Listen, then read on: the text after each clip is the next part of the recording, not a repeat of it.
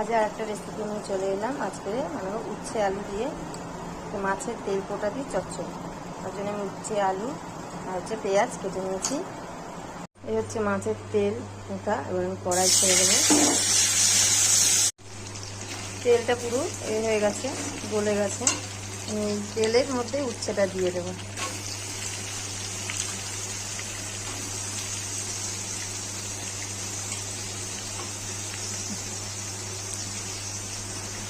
সেটা দিয়ে আগে ভেজে নিই, তারপর আলুটা আর পেঁয়াজটা দেবো।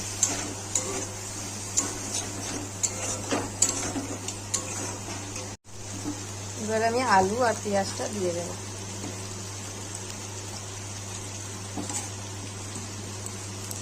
এবার আমি নুন দিয়ে দেবো।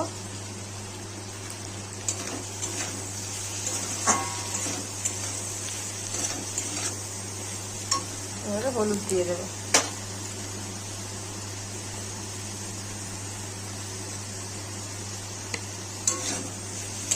দিয়ে আমি আর একটু ভেজে নেব।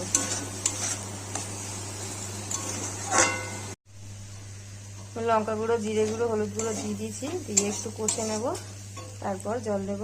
অল্প একটু জল দিয়ে কষে নেব।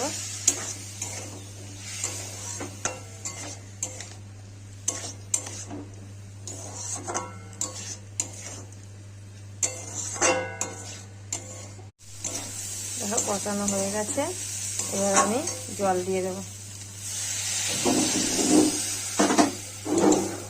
নুনটা একটু দেখে নেব, নিয়ে তারপর চাপা দিয়ে দেবো। হয়ে গেছে সেটা আমার। দেখো একটু ঘাটা ঘাটা করে দেবো, না চেপে চেপে দেবো। গ্যাসটা বন্ধ করে দেবো। দেখো